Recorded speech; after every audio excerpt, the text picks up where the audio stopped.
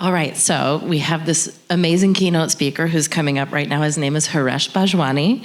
Haresh was once the deputy director of Columbia University's International Research Institute for Climate and Society, and he is the founding partner and the master distiller at Peru's Destilería Andina. Please join us. Hi, good morning, everyone. How y'all doing? Good. Okay. So the Destilería Andina is a very small distillery in the Sacred Valley of Cusco.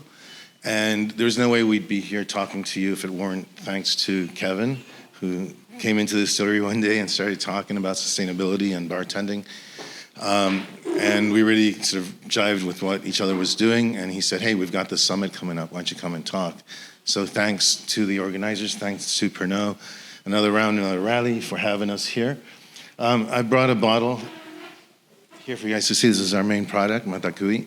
But we actually have a case of this, so later at happy hour, we hope you all get to try it. So if there's one thing you all know about Peru, it's Machu Picchu. We're actually really close to Machu Picchu. We're right halfway between Cusco and the archaeological site. And we're in this place called the Sacred Valley, which was the main feeding source for the Inca Empire, for the capital, for Cusco. And I'm going to today talk about three things, basically. First is the context of Peru, because sustainability has to be context-driven. It's not the same thing if you're a large wine producer in Italy, if you're a small sake producer in Hyogo, or deeply embedded in the food and beverage industry here in New York City. So our context informs the decisions we make regarding sustainability. Also, I'm going to talk a little bit about our distillery, like what are the things we're actually doing, what are we producing, because that also informs the decisions we can make, how we approach sustainability. And finally, I'll get into the details of some of the actions we take towards sustainability. The important underlying message here is that sustainability isn't just about buying carbon credits, recycling, and doing all those things that we've been told to do. Those are all hugely important, but alone they're not enough. Sustainability has to be embedded in what you do at every stage. We're in businesses, so we're not NGOs. We can't just dedicate ourselves completely to that. We have to also work on the sustainability of our businesses. But if we embed sustainability into our decision-making, in our production, then we'll go a lot further. I think the carbon credit thing is really important, and the world's starting to turn around. The EU is going to ban the use of the term carbon neutral in 3 years. Because if all you're doing is buying carbon credits, you could also end up with a summer like the last one where all those carbon credits get burnt, right? You can spend hundreds of millions on that and end up with nothing. So you have to actually embed it in your practice. So there's Peru, right on the west coast of South America. It looks small in the context of South America, but it's actually a pretty big country by global standards. 3 times the size of California, twice the size of France. And if you look at the map of Peru, what you'll notice right away is that dark green area is 2/3 of the country. That's actually Amazon basin. And that Amazon continues all the way out to the Atlantic. On the coast, we have one of the driest deserts in the world.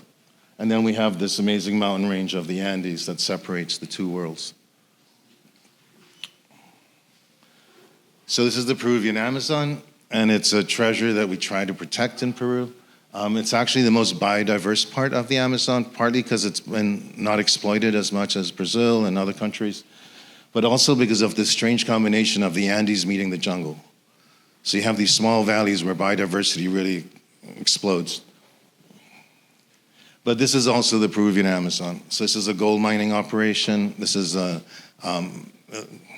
illegal or non-sanctioned gold mining. What they're doing here is they're washing the soil and then processing that soil to find little tiny bits of gold, which is, compared to what the income they could make as farmers in the highlands, a huge amount of money, but really a pittance for the amount of destruction that's happening. This is leading to mercury poisoning and all sorts of other things. Now, this is what I mean by sustainability being context-driven. This is the context of our village, which is up in the mountains, but one of the choices people have is to go down into the Amazon and do this kind of gold extraction, as well as many other things. This is Lima, our capital. It's beautiful. A city on a cliff overlooking the Pacific. Surfers love this city because you got great surf waves. 4 of the 50 best, according to the world's 50 best restaurants, 4 of the 50 best restaurants are in this city. We're happy to sell our spirits to all of them. But you have this thriving city with a huge gastronomic scene. You should all come and visit. You should try the food. It's pretty incredible. Those chefs are drawing from that great landscape, that amazing ocean, the mountains, and the Amazon to build this completely new cuisine that integrates native knowledge, indigenous culture, 8,000 years of agriculture, and modern techniques into this fantastic thing. But Lima is also this. This is San Juan de Lurigancho. There's over 1 million people living in this district, most of them without running water or sewage. So we live in this context. A lot of our workforce and the distillery and these restaurants actually live in neighborhoods like this, right? So we have a real issue with sustainability at a local level. This mom and her baby are heading home from a soup kitchen. Families get together. They invest about 50 cents per head per day, and they can take home a meal for every person in the family.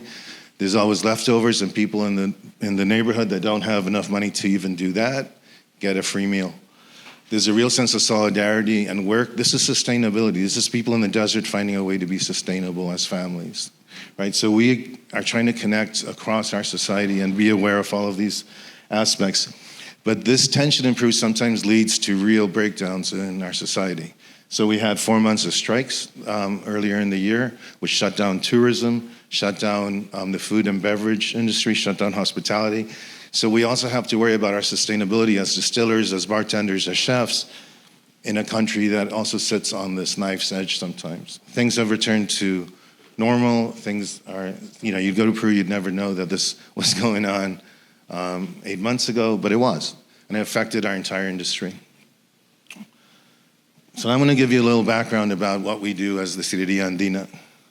So if you go back to that map of Peru where you saw where the mountains meet the Amazon, that's exactly where we are. If you can have a pointer. All right, so this is Cusco, here high in the plateau and in the mountains. Ollantaytambo, this is our village, and Machu Picchu. So you get a sense of the relationship. And here's the Amazon. So Machu Picchu is at the end of this valley that connects the plateau that Cusco's on to the Amazon. And this was the main point of entry for the Cusco Empire and for the Inca Empire into the Amazon. It was also the way Amazonian tribes came into the empire, engaged, sometimes tried to invade, interact in different ways. And Ollantaytambo was actually the point, was considered the place where the jungle communities and the highland communities interacted. And it's a fortress town. So it's a constriction in the valley. That deep gash you see there, that's the Sacred Valley. That drops 8,000 feet, and that's the fertile land that provided corn. And corn as the essential ingredient for chicha, which was the beer that Peruvians or pre-Columbian Peruvians drank for 8,000 years. But that valley is this amazing crossing point that has been this thing for 8,000 years, right? Like where the jungle and the mountains meet. It also provides us an incredible opportunity as a distillery to reach into both worlds. So this is actually Ollantaytambo. This here is the Albergue Hotel, which is our home base. Where this thing with an orange glow is a Canarian palm tree. Behind that is the distillery. So we're right in this valley. You'll notice here small fortresses. This is defensive points the Incas used to protect the valley. You'll notice these hills are all bare. They weren't that way thousands of years ago. These were forests. We're working to reforest for some very important reasons other than just the aesthetics of it. These here are all eucalyptus trees. These are an invasive species that were brought in, but they turn out to be a blessing in a sense because people don't have to cut down native forests. We actually have trees we can use for lumber from local growth.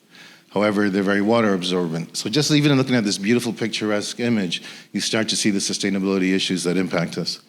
These glaciers are obviously thousands and thousands of years old. They're disappearing very rapidly. These are the world's largest tropical glaciers, and they're the water source for the entire region, including the city of Lima. This is the actual distillery, this wooden shack. And there's just points to bring up here. We're on an Inca terrace. These stone walls were built by the Incas. This land has been agricultural for thousands of years. It's never been farmed mechanically. You can't even get here by road. You have to walk in.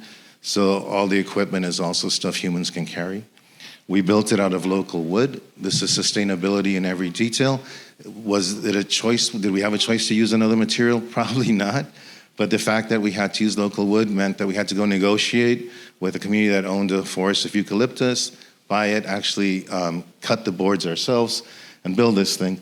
Because it's rustic, it fits into the local environment, so locals don't see it as an imposition. People who have been there for thousands of years recognize this as a structure that belongs. If we ever have to take it down, it can be taken down in a couple of days, and it will leave no scar on the land. So sustainability built into a lack of resources in a sense, but it'll also make you take advantage of what you have to do the best in terms of the environment as well. These gaps in the boards are actually intentional because they allow flow through of air, so we don't have to have extraction. The wind blows up the valley every afternoon. As we're distilling, we get clearance of air in the space constantly. This is our chakra, our farm. This is Ronnie, our head distiller. Here we grow most of our botanicals. Most of the botanicals in this bottle come from this chakra. We harvest and use the botanicals the next day. We don't dehydrate. This is an Andean tradition. Other distilleries insisted you have to do these other techniques. We stuck to local techniques, but they also turned out to be the most environmentally sustainable techniques we could use.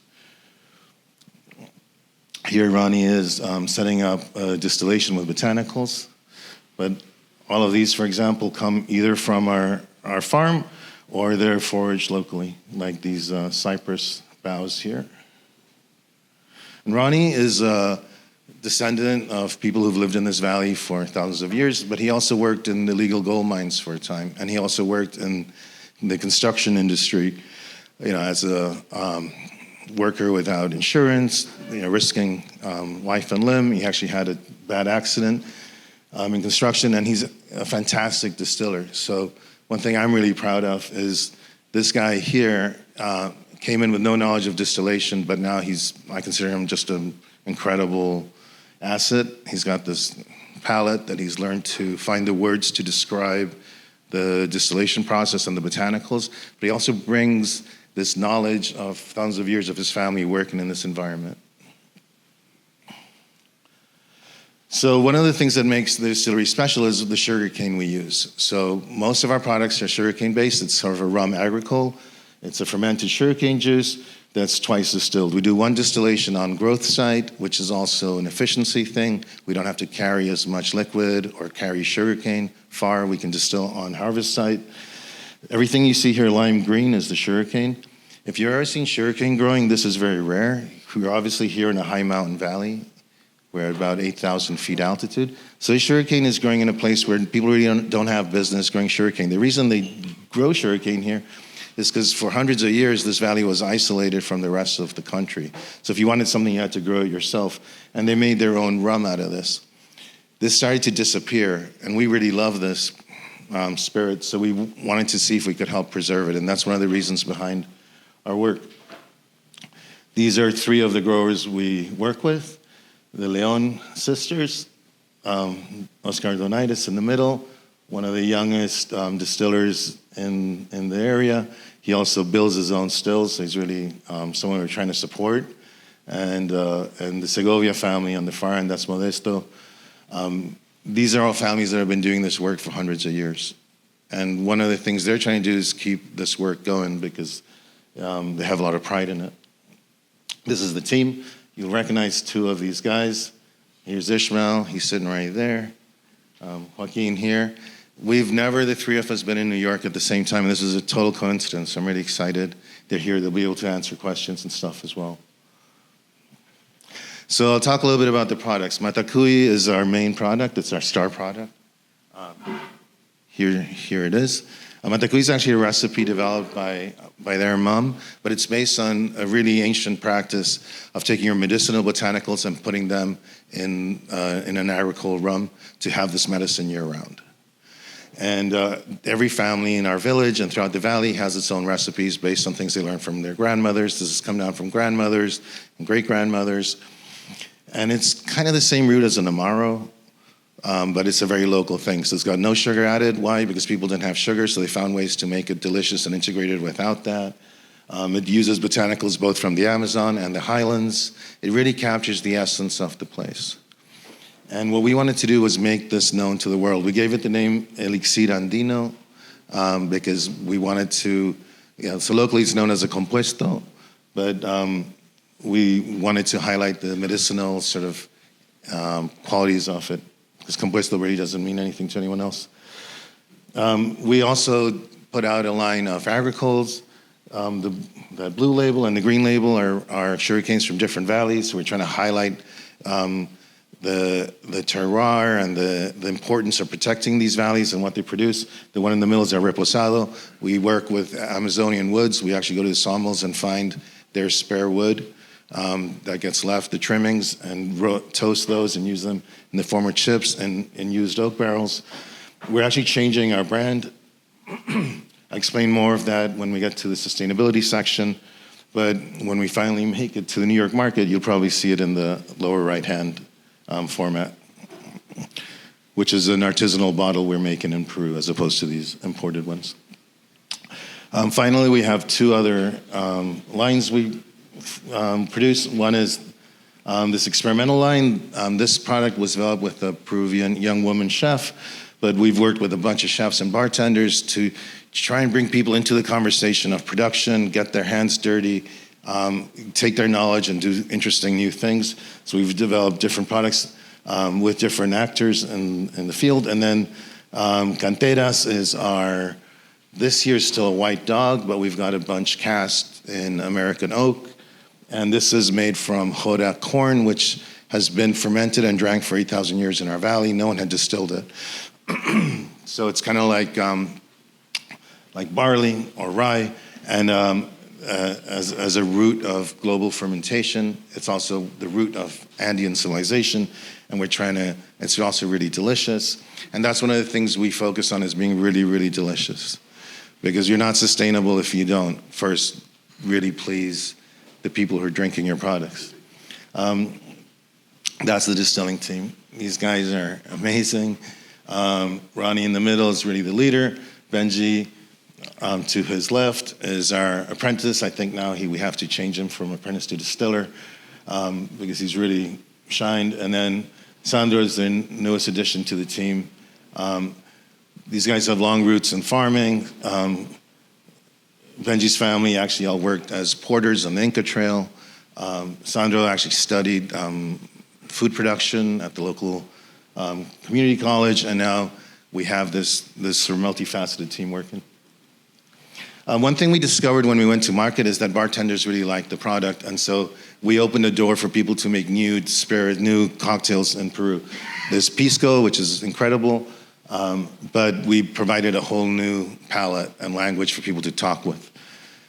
We also discovered that bartenders really like the product. This is a party with a group of Lima bartenders, but it really resonated with the market to have this new element out there.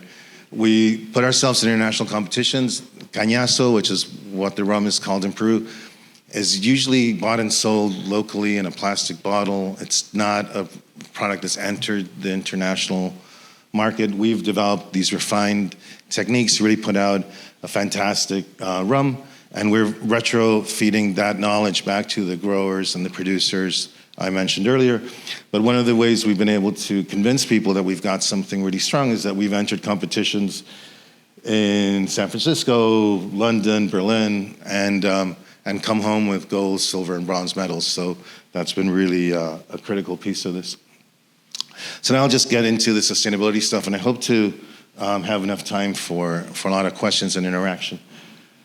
So the most obvious thing we do with sustainability is tree planting. So we committed to planting 1 tree for every bottle, which is a huge commitment. But one of the ways we're able to do that is actually by being local. So we don't give money to some organization to administer and then plant trees, but we actually engage directly in the tree planting with a local nonprofit. There's a video here, so I'm gonna see if I can get that to play.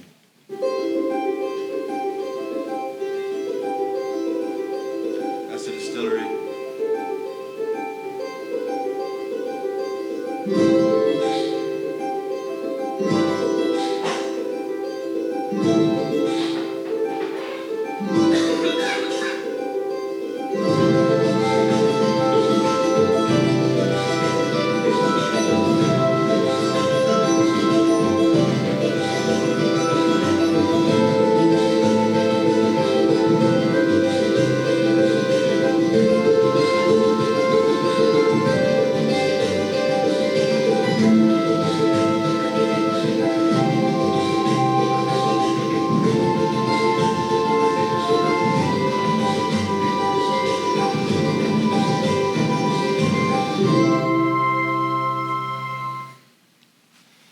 So this commitment came about actually during the pandemic. There was no work, so we worked with Valle Sagrado Verde, a local NGO, that put people to work planting trees. And our commitment of a tree a bottle has led us to 25,000 bottles, so you know how much we've sold in the last year and a half. Yeah, it's 2 years. We continue to do this. This is a continuous process. This is what the valley looks like now. It's dry. All those people working, some of them are locals, some are expats, some are tourists. We put people to work doing this. The work with local people, a lot of it is direct engagement with communities, making sure they feel ownership. They're making the decisions, where are we planting, how do they want to protect these forests. This is what high Andean forests look like, and there's still a few remnants of these in the area. But if you can picture this versus what you saw in that film, this is what's possible if we put the effort forward. This is a fire brigade with the same organization. These are members of a local community. What we obviously realize is that you can plant a lot of trees, but in one summer, it can all get burnt down. So you have to actually work with people to make these forests sustainable. It's not just a question of throwing money over the fence or hoping for the best. You have to actually work towards grounded sustainability. One of the reasons we have to is because our glaciers are melting. So this is the Chicón, one of the main glaciers in the Sacred Valley. In my time going to Peru, I've seen these half in size. Peru has had a dependence on these glaciers as long as there have been people there, because we have, even before climate change, you have a dry season where the ice melts and fills the rivers, then you have a rainy season where it gets recharged by snow.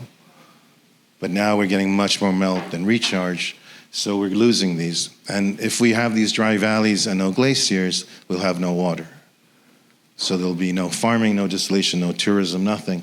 And those cities in the driest desert in the world all depend on these glaciers for water. So reforestation isn't just a matter of carbon credits or making things better in some abstract sense. It's really about survival for us. So we need to have more of this, and you can imagine the water retention you get in a space like this in order to have survival in the long term for the culture and for the people. Another thing we've done is we opened a bar locally. Chuncho is an amazing space. It's all local, kilometer zero concept of working only with local ingredients. All our cocktails are using local ingredients. We will not work with anything from outside, so if we want a Negroni, we figure out a way to make something that can replace a Campari and a vermouth. If we want to make any cocktail, we have to figure out ways to approach it. We'll make small batches of things just for this bar.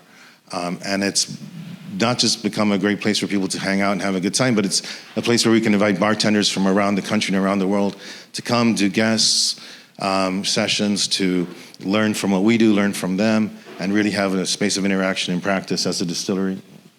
The food's also amazing. The third thing we're doing in terms of direct sustainability actions is changing our bottle. This is our new bottle. I find it really beautiful. It's got this blue hue because it's made out of old broken windshields. And it's made by local glass blowers in Lima.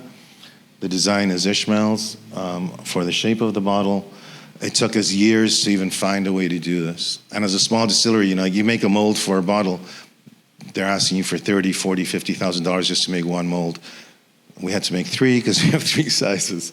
So, and we had to find a cheap way to do all of this and a respectful way to do all of this. So we're really excited to soon be launching into this new bottle, which is also an homage to the past of distilling in Peru and of the whole industry. This is going to be our new label. I wanted to show the label because it gives us much more opportunity to talk about the producers. So we have specificity in terms of who's growing the cane, where they're growing it, what varietals, which then gives these local growers a sense of pride and of ownership and of responsibility for also following what we're suggesting and insisting in many instances that they do, because now they're part of the process. I think the most important thing we've done, though, because all these other actions are great, but the most important thing is really engagement with the community. And by community, I don't just mean our village and the people that work with us. I mean the bartenders of Peru, the chefs of Peru, the tourists that come through, because we're in this privileged place of having people come through, like Kevin came as a tourist and became a friend of the distillery. And so we can engage in all sorts of ways with people and learn from them and educate from our experience. During the pandemic, we did what a lot of distilleries did. We turned stale beer from the local brewery into hand sanitizer. We worked with assisted living facilities and the church to get, who are taking care of the older people in Cusco, to give them cleaning supplies, that sort of thing. We're engaged in every town festival in terms of being participants and letting people enjoy the products we make in a way that really brings their identity into the product, get their feedback, understand how they feel about it. The reforestation is all done with local communities. So these are all opportunities to engage, to hear what people's concerns are, to see if we're doing a good job, to be transparent, to take their criticisms and move forward. These are all engagements in the distillery with bartenders and communities and tourists. So our doors are open. People can just show up and engage with us. We have them try what we're doing, even the experiments. We want their feedback. We want them to understand what we're doing. And this is leading to a real change in approaches. These are 3 examples of collaborations. There's Ishmael talking to Felipe, probably the best coffee roaster in Peru, about making a coffee liqueur and coffee-based cocktails. But that's opening a conversation that just didn't exist before. In the middle, at Meal, which is, if you know of Virgilio Martinez, that's his restaurant. We actually have a still there, and we do collaborations on experimental botanicals, working with them to figure out new things. But that, again, is a conversation that nourishes us and goes both ways. Francesca Ferreiros with Jose Rimachi in our field, looking at ingredients, understanding things, 2 of Peru's great chefs. So we have this constant conversation going, which is really, I think, the most important thing we do, because everything else then gets known and we learn. We learn from whether what we're doing is actually right or wrong. I think the big issue with sustainability is that every few years you feel like the conversation changes. What was considered really good, a good practice a couple of years ago may not be one anymore. This thing, you can compost it, but now it's generating greenhouse gases. You know, you could work with this one product, but now you're actually destroying the area that is producing it. You know, so you have all these complex questions. Doesn't mean you should shy away. It just means you need to maintain an active approach in those conversations. I think we're closing here with this because this is an example of Cusco Restaurants, which is one of the restaurant corporations in the city of Cusco. We've brought all their bartenders in to engage with us. This is a group of them, and these are young guys from kind of tough neighborhoods in Cusco. They've studied really hard. Their families have sacrificed to learn to be bartenders. They have decent paying jobs in this good company. We can bring them in and share what we've learned, our approach, the sensitivities, but also learn from them. And does this work in your neighborhood? What would your family think about this? How do you approach this in your work?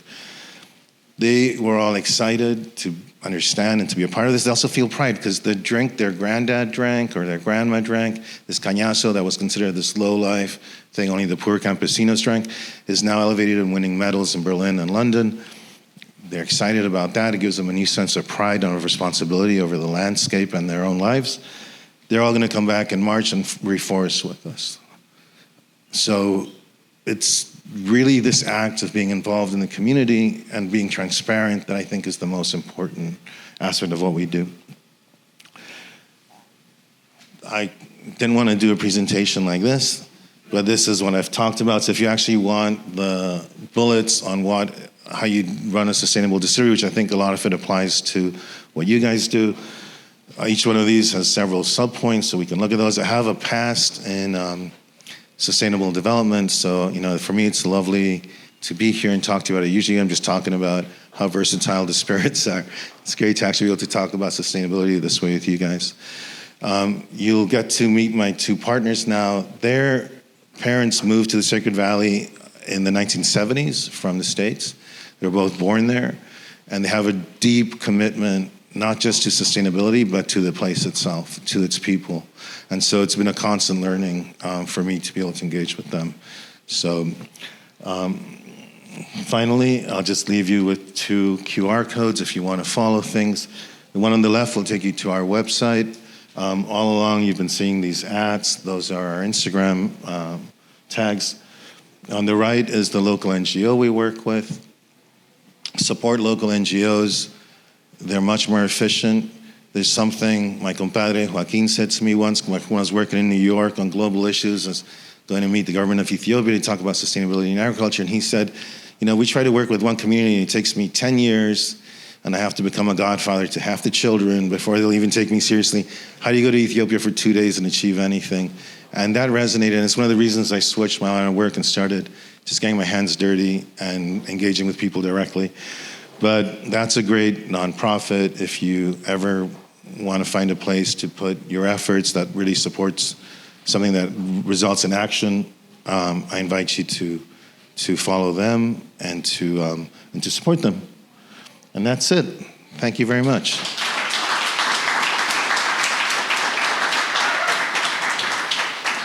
So how much time do we have for questions and stuff? You have time? All right. So everyone but Joaquin and Ishmael.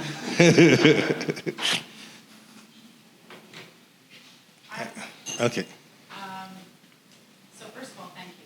Fantastic presentation. I think the fact that, oftentimes, like you were saying, sustainability can be very difficult to grasp. And we're talking about these 2030 strategies and carbon emissions, just things that aren't really tangible on the ground. So the fact that we were able to really localize it is fantastic.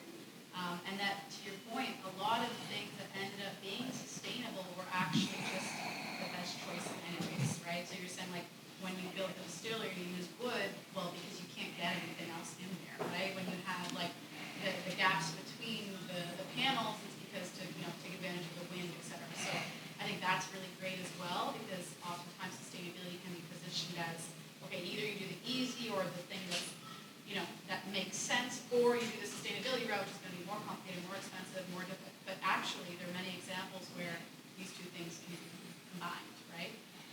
So all that to say, my question for you is, and I think we understand it from the presentation, but I'd just like to hear from you, as you aren't native Peruvian, and you didn't grow up there, why Peru? What kind of called you to this place specifically in the United States?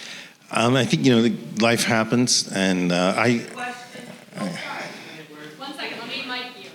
I can kind of summarize, but I think the core of the question is why Peru, because I'm not a native Peruvian. And the thing is, I spent years working in South America and also a little in West Africa, but on sustainability and human rights and conservation. I'm a lawyer by training. I got involved in Peru and Bolivia and Ecuador, and I became really close friends with Joaquin and Ishmael. And then kind of life happened. I ended up being a godfather to Mayu, who's in the back, and having a real deep personal connection. I think you have to be true to yourself in your choices. And so, I grew up in Spain speaking Spanish in the Canary Islands, actually, which is a much more Latin sort of part of Spain. with a deep connection. I saw Machu Picchu in a documentary when I was 6 years old. I was like, I gotta go there someday. And I did go there, but I went there for work, and then I made the connections, and I found this beautiful thing, these spirits, and I've always loved food and wine and spirits. And then it just all sort of came together at a point when I wanted to look for a different approach. So that's that. And then your earlier point about the easy thing, there's this thing that's happening now, which I'm really excited about. There's a great Italian restaurant in Lima, and they have all the leftover Parmesan, and we're going to start doing these interesting fat washes with their Parmesans, which is something we could never do, and it's totally unsustainable for us to bring Parmesan or whatever, but it's like just these things start happening because you're having these conversations, and someone's like, we throw away all this stuff, and we could maybe make an amazing spirit with it, so... Yeah, so there's... Could I get some water?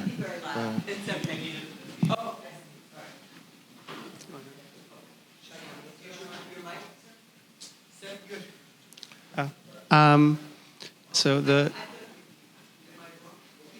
Oh, that's okay. Sorry, yeah.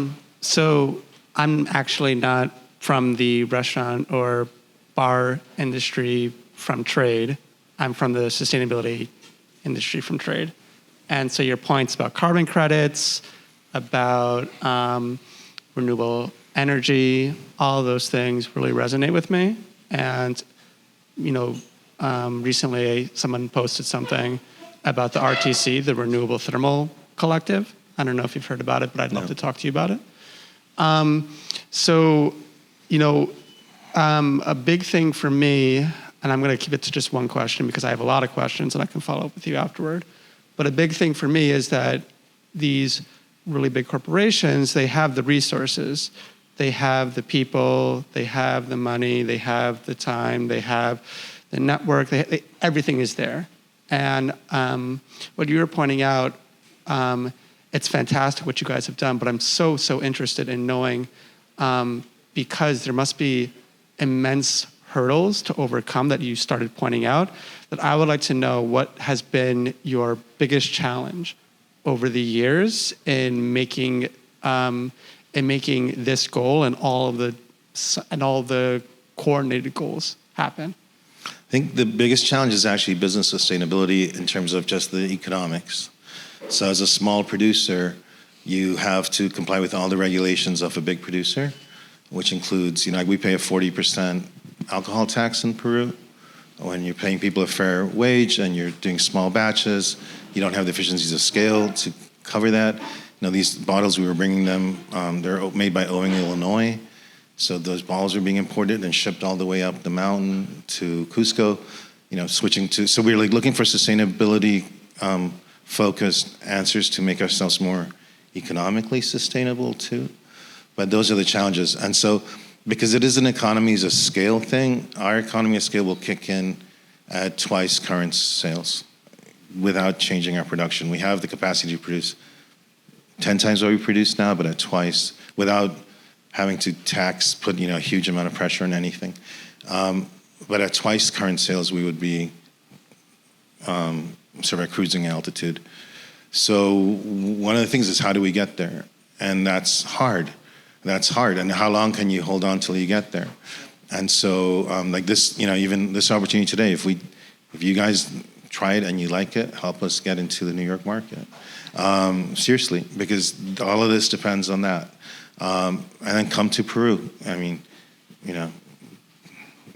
Help our local economy with your presence as well, and getting the story back out of what's happening there. But thanks for the question.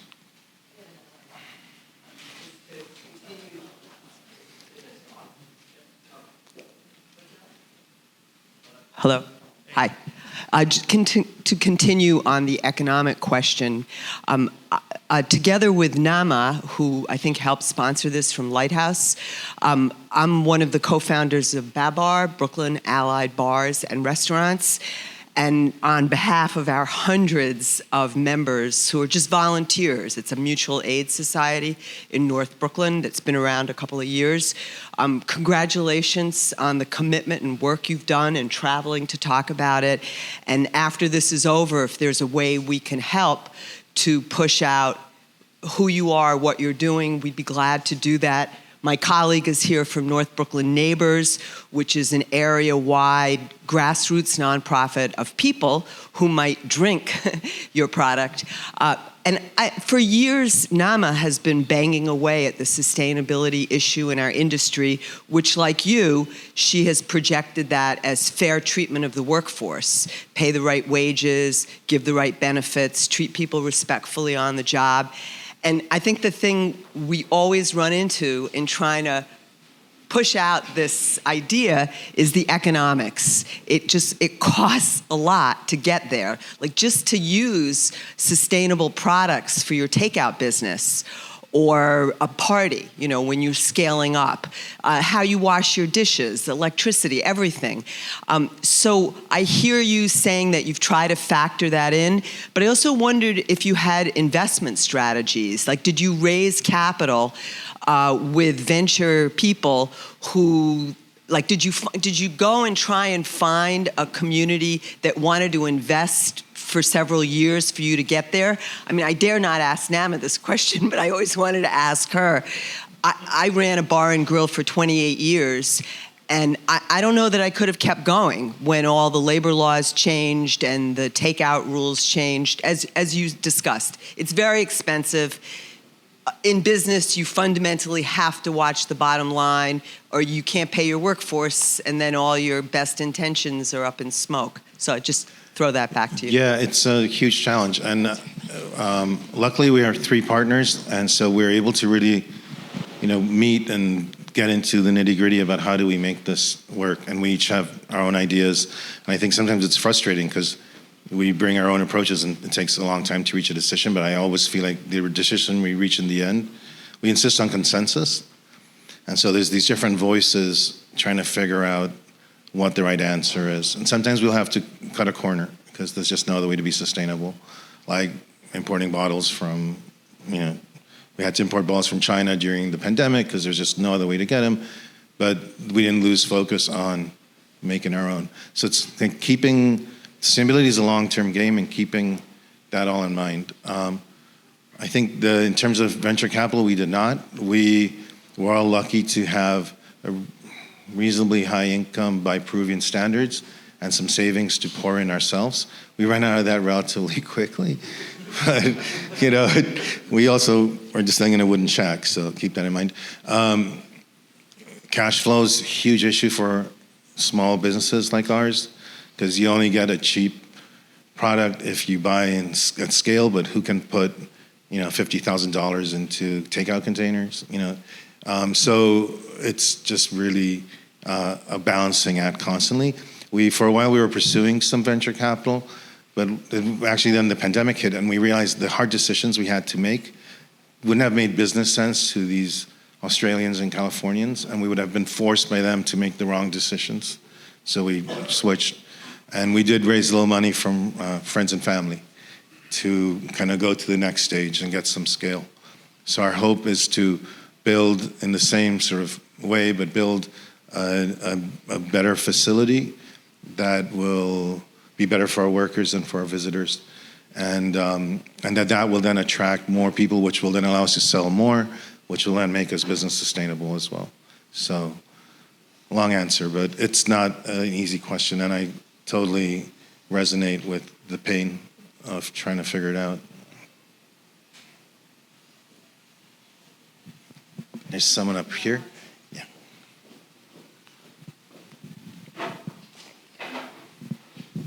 I'm very curious to hear about that last slide and the 9 points, and maybe the 8th one a little bit more about the plans for the future, but just knowing about the waste and water and understanding a little bit that aspect. Yeah. So we actually consume very little water. The cooling water we recycle. And then we use water for hydration because we distill up to like 160 proof on the agricoles. So then we do reverse osmosis using local water source It's a stream essentially that's been treated by the local town. And yeah, but it's like our water consumption is pretty small because as I say, the main use of water is the cooling, which we're not making a mash like sugarcane. The water's in the cane. It's not like a beer where you're adding water to a grain. So it's actually very low impact on water. There's very little wastewater. It's just the cleaning of the stills. The farm we farm on is right in front of our distillery, so there's no moving things around. That farm is irrigated by an Inca canal. Inca Waterworks still irrigate the entire valley. So we're using technologies that were set there, by the ancestors 1,000 years ago. And so what the other question, was it just about water? I'm sorry, I always get carried away. So many different points, just to understand, what is it, what are you doing with your organic waste, and then also kind of like what's growing in the future? Yeah, so great. We're super lucky because we're associated with the Albergue Hotel and Chuncho, so we have all this food waste that we compost, and then all our own organic waste we compost. So those fields, they're not certified organic because they're irrigated by irrigation ditches that we don't control the source on, but they're as organic as you can get in terms of what goes into the soil and no use of pesticides. So we're lucky because we're in this fertile place with tons of organic matter to work with. Future, we're building this thing that we want it to be very sustainable. We've actually dug a well at that site. The water is incredible. There's an aquifer like 100 feet down. We're also not using a huge amount, so we're not worried about depleting that aquifer. And the point of the new location is to have a place that's real fun and exciting, but also where we can talk and have this sort of educational engagement with people. So.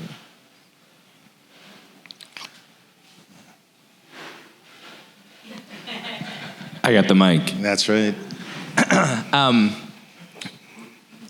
Of all the lessons that you've gleaned both on the sort of corporate side and the international aid side, and now working for something very small and very local, what are the tips or pointers or things that you would sort of shake your finger at large liquor conglomerates like Pernod Ricard to say, like, here's ways that you can do action? Like, yes, you can do it in your own communities, but it's a big publicly traded company. So from your position sort of on either side of it, where should we be putting our resources and talent? Yeah. So, for a publicly traded company, you have this huge issue because you have to be responsive to the shareholders, right?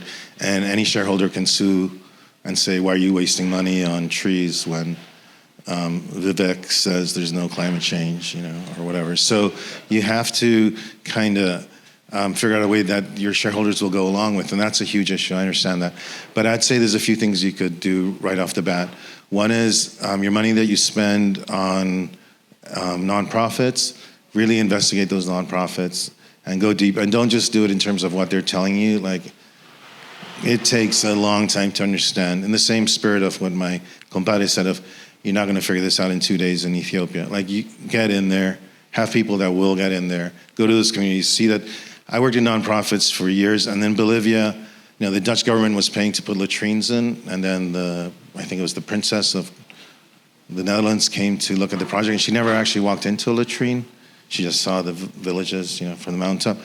And none of those actually had a hole in them. All they'd done was build the huts. And this is just a common thing that happens, right? So you have to get embedded and understand. I think in terms of where you're investing your environmental dollars, make sure it's hitting the ground. In terms of your practices, you'd really need to get into each one and figure out what makes sense, right? I think there's all the obvious, like lighter bottles and like local sourcing and managing your wastewater and all those things.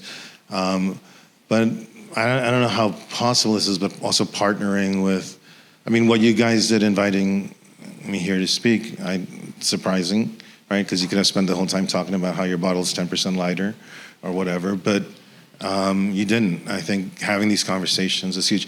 You guys have the resources to bring us into these conversations, so more of that. And I could give it a lot more thought and come up with more in-depth answers, but those are a couple. Hey, thank you so much for being here. This is super interesting. I think just a second ago, I think Kevin's question and your answer were really interesting, which is on a macro level, how do you convince shareholders in a major corporation or in any publicly traded company that sustainability efforts are better for the bottom line and are good initiatives that will help drive profitability and increase the share price? I think that that's a really interesting, like, macro level question. But I think on the smaller level, for the people in this room, people who interact with the liquor industry, have there been things that your distillery has found that would be regarded as sustainability efforts, but you've also found to be cost-saving measures? Looking at the bottom line, as to the point before, I think that a lot of the sustainable initiatives and push for people to become more sustainable, like a great way to convince them is by going, and it will save you money. Are there things that you have found in your experience that have been saving you money or that you could pitch to people as cost-saving measures? This is really context specific, I think. So like even if you're just upstate New York, your choices would be different from being like in Williamsburg, right? So I think you really need to not overgeneralize, because what works for you might not work for the next one. We found many things are cost-saving measures that others don't do. Our stills, hand-hammered, Iberian stills, the same kind that were first brought to Latin America, 500 years ago. Well, they're really good still, but they also cost, a tenth of what a Carl still would cost. You run it a different way. You have to have a different kind of expertise. It's more work, but I mean, wow. We built the whole distillery for the cost of one Carl still. So there's definitely things that add up. I think the earlier question is true. You just have to look for the angles, right? So, and then not try to just BS your way out of the problem, but be like, we're not going to do this thing because it doesn't work, and let's do the hard work of finding the environmentally, socially, economically sustainable alternative. It's a really hard question. And I think there's also the real, so I worked for years in sustainable development, and the last 10 were for a big organization. And, our communications people will be like, never say anything negative. Tell them it's going to be great. Tell them, you're going to make more money and be sustainable. And then also don't tell them the terrible stories, because people just get turned off and stop listening. So just focus on the positive. I mean, there's some truth in all that, but that's why also we're in the mess we're in, because no one's ever stopped to say, no, this is a damn hard problem. It's going to take some sacrifices. There will be winners and losers. What side do we want to be on? And I think you have to, as an organization of any type, have that conversation.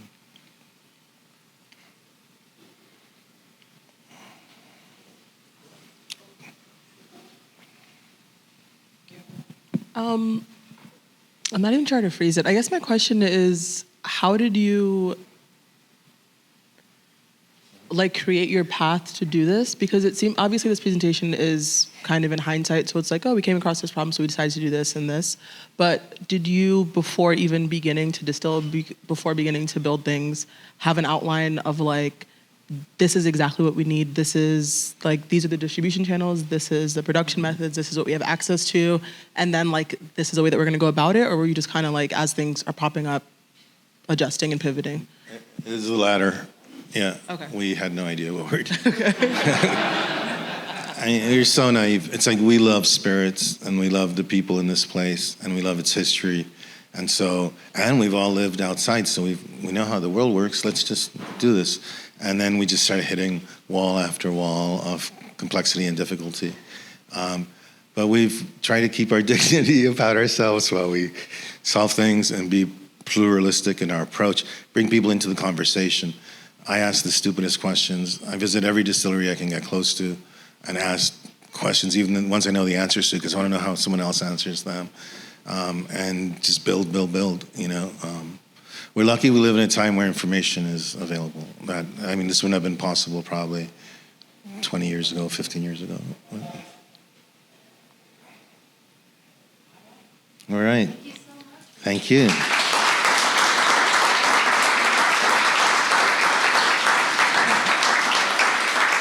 Just want to invite you all to come. Okay, so we're on the way to Machu Picchu, so you've got your bucket list. And follow us so you can reach out to me. The reason our social media isn't amazing is because I do it. So follow us. But yeah, follow us, reach out to us, visit us. We'd love to have you spend some time and get to know the people that work with us and the communities that we support and support our work. So thank you.